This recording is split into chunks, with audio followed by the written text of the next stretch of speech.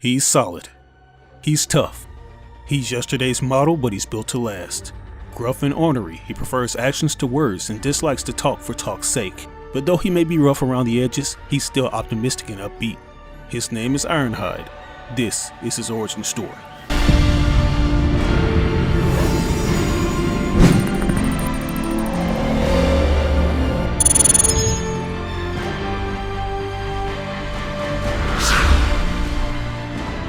What's up you guys, my name is RBG and welcome to my new video segment, Transformers Movie Universe History. In a previous episode I did a video covering the origins of our Decepticon hitman turned Autobot Samurai, Drift. That upload is steadily climbing in views, currently clocking in at around 9,000 hits, so I have to say thanks to all who took time to watch. I also want to remind you guys that we're currently doing a giveaway for the Deluxe Class Optimus Prime Autobot Legacy 2 set pack. To enter in a chance to win, all you have to do is be a subscriber and leave a comment on this video. Later in the month, I'll announce the winner. But anyways, let's get back to our main topic. As I mentioned in all my videos that I myself am aware of all the hate the Bay films receive and have to agree that most of it is warranted. But I want to take you guys on a journey and show you some of the positives this universe has to offer, because if we're going to be honest, there are certain characters in the films that don't get their just due. Just a heads up, if you haven't seen the movies or read the comic book material used in this video, it will come off a bit spoilerous, so be advised. In today's video, we'll be uncovering the origins of the OG Autobot who's tough as nails, Ironhide.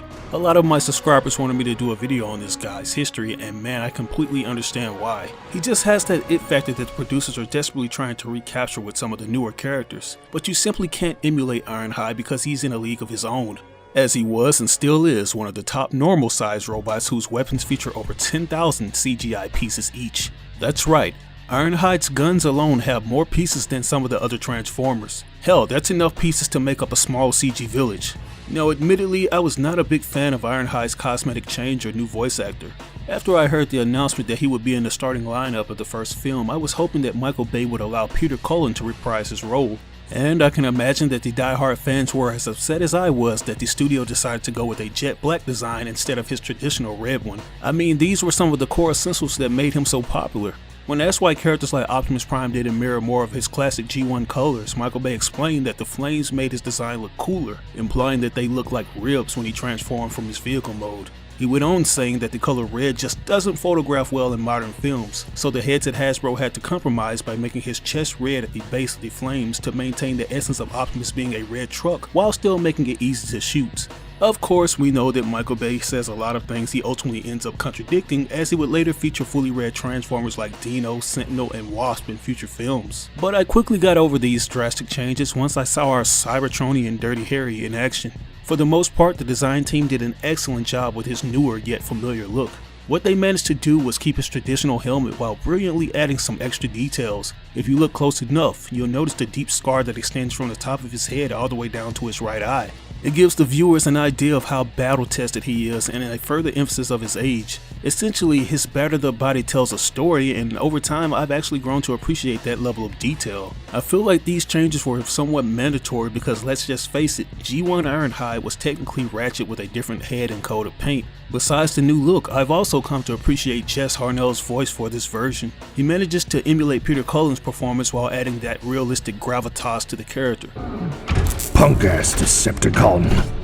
If that doesn't make fans appreciate live-action Ironhide, I know something that will. Like the fact that Ironhide wasn't originally going to be in the first movie. That's right, to appeal to the girl demographic, Hasbro actually opted to feature the female Autobot RC. But since they couldn't get the plot right to properly introduce her, they chose Ironhide instead, and the rest is history. But enough of the history lesson, let's go ahead and jump into this origin story. For my references, I'll be using the Transformers Foundation and Defiance comics. I'll also be using the Dark of the Moon and Tales of the Fallen issues to flesh out some of the smaller details. After the dynasty of Primes disappeared, the remaining Cybertronians separated into a number of tribes that went on to compete with one another over Cybertron's remaining energy. One such tribe is formed by the Theticons, who probably reside in the city of Theticon. Ironhide is one of their best warriors. The Theticons were a group of violent militants who rejected the teachings of Sentinel Prime. They believed him to be a false Prime and saw his attempt to bring a star to Cybertron as an act of madness that would destroy their world. So they set out to stop him and his followers, confronting them at the discovery site of the Allspark. During the epic battle, Ironhide found himself going up against one of Sentinel's proteges. As the warrior rushes to the Allspark in his vehicle mode, Ironhide leaps in to stop him. Don't pretend mercy, you monster. You're tampering with forces only a true Prime could understand, not some charlatan like Sentinel. The young soldier kicks him off and he switches to robot mode and says, Sentinel Prime's plan is the last chance we have to save Cybertron. I've had enough of your lies, says Ironhide as he gores the Autobot off his feet. We know what your master is trying to do. It's suicide. As the two continue to tussle, they suddenly stop as the battleground becomes cascaded in a bright light. It was a sun. Somehow the Autobots were successfully able to teleport the star into Cybertronian space, and its energy revitalized the Allspark, bringing life and energy back to Cybertron. What's happening? It's what we've been fighting for. It's life.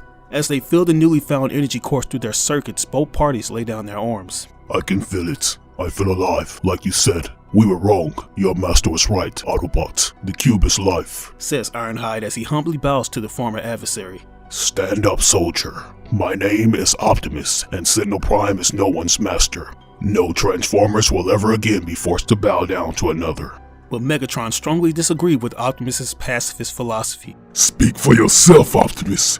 How many of our brothers and sisters have to die at Separ's hands? He points his ion cannons in Ironhide's face and says, I hate the war as much as any, but it would have been over a long time ago if we'd done what was necessary to get these savages out of our way. The noble warrior Ironhide stands his ground. What was necessary? These are my people. The two were about to engage in an epic throwdown, but Optimus immediately jumped in the mix. This is literally the dawn of a new era, Megatron. We were all born into ancient superstitions and tribal prejudices, and now we shall rise above them, together. It was through this compelling speech that Megatron found it within himself to forgive his enemies. Yes, you're right. It was the heat of battle speaking. If this Transformer can forgive me, then I shall forgive him. And he shakes the Decepticon Ironhide's hand. Agreed, and call me Ironhide. With the cube under your control, none could stand in your way. If you want to subjugate us, then what? There is a word, says Sentinel. An ancient Cybertronian word spoken by my forefathers, the Primes, and not heard for many generations. And what is that word, Sentinel Prime? Asks Megatron, and the Autobot raises his Primax blade and says, Freedom, and it is the right of all sentient beings. As time rolled on, Cybertron and its segregated factions became unified. Sentinel formulated another plan for Cybertron's future. It would be governed by Optimus' Science Division and Megatron's Defense Force. The Decepticons constructed a temple around the Allspark as a way of making amends for their aggression, and Ironhide became captain of Megatron's Cybertronian Defense Force. But he didn't take too kindly to being put in charge to young upstarts. He grumbled about working with inexperienced recruits like Starscream and Chromia, though he and Chromia shared a more merciful attitude than the rest of the force towards malcontents opposing Sentinel's new order. Later, he visited Optimus during an archaeological expedition by his science division. Optimus, Ironhide, old friend, I haven't seen you in a cortex. Ironhide transforms as he pulls up from his vehicle mode and says, It's good to see all of you. I'll see. Still hunting those turbo foxes, are we? How are things in the Defense Force? Have you seen our sister? Of course, Chromia is as brave a warrior as you are, leader. My days of a warrior are over, Ironhide. You look troubled, said Optimus. I feel like I should be looking over my shoulder when I talk to you. Megatron doesn't approve of mixing archaeologically with police work. Never mind that, Ironhide. Come see what Optimus found. What is it? No one knows. Not even Sentinel can offer a clue. But the age, the location, so close to the Allspark. I think it may be from the dynasty of Primes. But Optimus, first your science makes my tribe give up all its foolish old beliefs. And now I'm telling you they might be true after all. It's a funny world, Ironhide. But anyways, what did you need my help for? Megatron, he wants to talk to you. So Optimus met with Megatron at his citadel where he would inform him of the increasing threat the malcontents posed. Megatron demanded to be temporarily made sole leader of Cybertron in order to deal with them efficiently. Optimus ultimately accepted this change in hierarchy, though it was with hesitation. In the meantime, Ironhide met with Starscream. He was patrolling the Epsilon Nebula when he encountered the 4th alien scout ship he had spotted in the same cycle. As Starscream related this to First Officer Ratchet of the Science Division, this time the alien ship did not maintain a safe distance, forcing Starscream to attack, and he was damaged in the subsequent battle. Commander, glad you could make it back in one piece. Captain Ironhide, ready to go? I got tired of waiting and almost took off a while ago. I encountered another scout ship. I suggest we set up patrols immediately. It's only a matter of time before this escalates into something much larger. You may be right, but save it. We're late. Let's move on. Meanwhile, Optimus is filling in Megatron on the dig's progress and recent unusual energy pulses being emitted by the Allspark. Starscream and Ironhide interrupt, and Megatron has them report on the defense record of the past solar cycle. Later, during an attack by the same aliens, Ironhide commanded the ground defenses unit in the city of Metro Titan near the Central Temple. When Bumblebee and Cliffjumper were pinned down inside the temple, they considered contacting Ironhide for suggestions on what to do. After the alien divisions were driven out and Megatron assumed his dictatorship of Cybertron, Ironhide found himself belonging to an increasingly violent and unstable military. He was present when Megatron ordered Starscream to conduct some secret operation of which Ironhide did not take part in. Later in Triptychon, Megatron rallies up Cybertron's finest warriors and gives a speech. My warriors of Cybertron, we have remained peaceful for too long. Where has the past of civility brought us? Attacks from beyond our planet and from our own kind, betrayed by our own brothers. Let the bravery of these survivors guide us to a new path of vengeance, redemption, defiance. We shall crush our enemies both on Cybertron as well as those among the stars. We shall adopt a new image, a new name. Join me. Pledge allegiance to your new leader. Pledge your allegiance to your new name. For all those that side with me shall be known as Decepticons. Almost everyone sides with Megatron, while others silently question this. The disenchanted Ironhide turned his back on the military after Megatron declared Optimus' followers to be traitors and that the army flew under the newly established Decepticon banner. Disillusioned with what the military had become, Ironhide wandered far from Triptychon to search for answers to the many questions that now fill his every thought. Thoughts that should be spent on other things, like being cautious. Suddenly, he is ambushed by Cliffjumper. Don't move, Ironhide! Don't move or I'll shoot! Ironhide raises his ion cannons and says, With that, I've got these. And 4 more Autobot soldiers surround him, and Cliffjumper responds saying, I've got them. Ironhide lowers his weapons and says, I'm in no mood to fight. It better not be trouble. We got that covered, said Jazz. I'm just walking. There's nothing back there for me now. The cause has changed. Jazz reports this to Prowl. He's alone. Very well. Bring him in. Prime wants to see him. Optimus, Captain Ironhide is here. You can tell them to lower their weapons, Optimus. I'm not here for a fight. Then what are you here for, Ironhide? I'm here to join you. You'll need my help too. Megatron is forming an army, and he's finding no trouble in filling his ranks. He then raises his arm cannons and says, I'm a soldier, and I'm made for war. Your kind simply are not. You mean our kind. We're all brothers born from the Allspark, Ironhide. That is what we believe in. But some believe in destruction and chaos. Some of the troops that you used to serve with have joined Megatron's side. They call themselves Decepticons now. Decepticons. Yeah, and like I said, there's no shortage of volunteers. So why have you left? And how did you find us here? The captain lowers his arms and says, I have no desire to destroy the innocent. And I know your group to be innocent, Optimus Prime. And Optimus replies saying, Please, just call me Optimus. But that is what your team calls you. I've been listening in on your group for solar cycles now. What? You think I'm all punch and no processing? Trust me, Optimus, you're going to need my help. And thus Ironhide pledged his allegiance to the Autobots. Besides, they needed somebody with his experience as a soldier. When the Autobots discovered that Megatron was building a massive warship, they thought it would be best to build their own. Though they lacked the means to do so, Ironhide, however, knew of a fixer-upper that they could repair in secret. As more gathered to Optimus Prime's cause, a young Autobot named Sideswipe came to train under Ironhide. After Ironhide showed him the ropes, he went on to be assigned to a settlement of displaced Autobots. However, that assignment went disastrously as the Demolishers massacred the entire settlement, leaving Ironhide's students left for dead. As the war raged on, Sentinel revealed he had constructed a torch that would end the war and prevent more deaths. It required the Allspark to be activated, and Ironhide led the Autobot charge on Central Temple. Elita 1 successfully activated the torch and delivered it to Sentinel, who boarded the Ark. The ship arrived at Semper, but Starscream destroyed it. Ironhide carried RC and Chromia off the battlefield during the retreat. A vengeful Optimus led an attack on Megatron's citadel, and Ironhide stood by his side. Optimus, stand down! Please, this isn't who you are! Elita, Megatron's stealth is all that matters, says Optimus as he proceeds to march to his former brother, now arch-enemy's fortress. Prime, come back! Let him go, Ironhide. He'll never make it alone. You don't think I know? Look, do you want to wind up like this?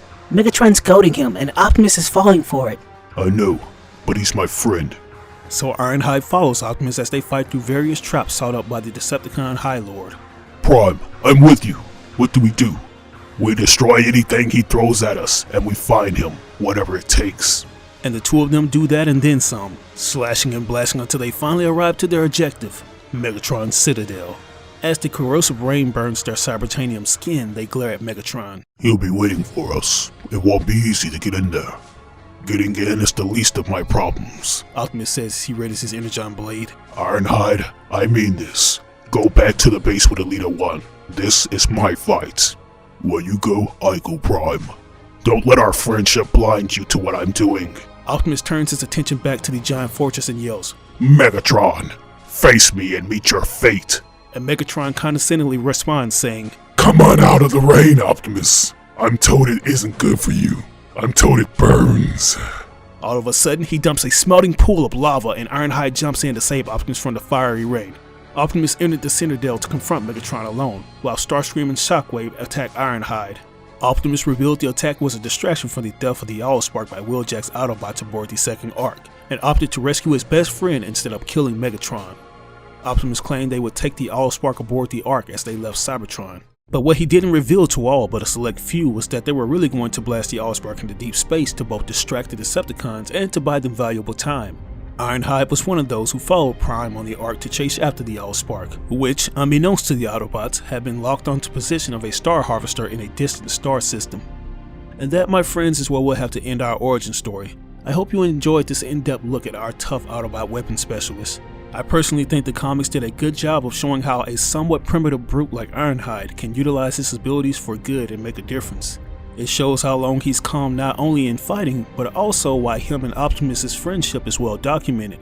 Sadly, as we know, Ironhide would meet his ultimate death. After having a strong run in 3 successful films, he was killed by Sentinel Prime. This was an emotional gut punch to fans new and old, considering the fact that he was one of the most fleshed out Autobots. Kids grew to love his character, and the movies only added more popularity to his toy sales. What I find ironic is that he essentially died at the hands of a guy he had a nagging suspicion about to begin with. What have you done?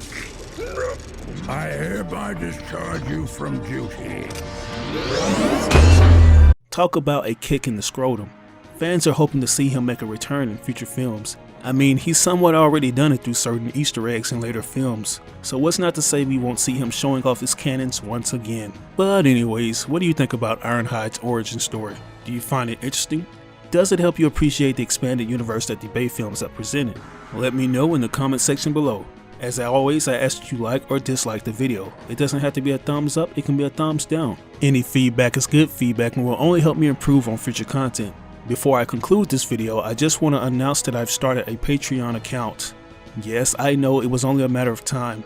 Unfortunately, Paramount has been placing copyright claims on my TF related videos for using their footage. I thought about fixing this issue by simply choosing not to use their movie clips, but nah, I don't want to tamper with what we've already established and risk reducing the quality in my presentation. For a small contribution, you can help me greatly in seeing my vision to the fullest. I currently have the next episode of TF Movie History already posted, which ironically enough features the powerful Autobot mentor Sentinel Prime. But you can only watch it a week early if you join the league and become a Patreon.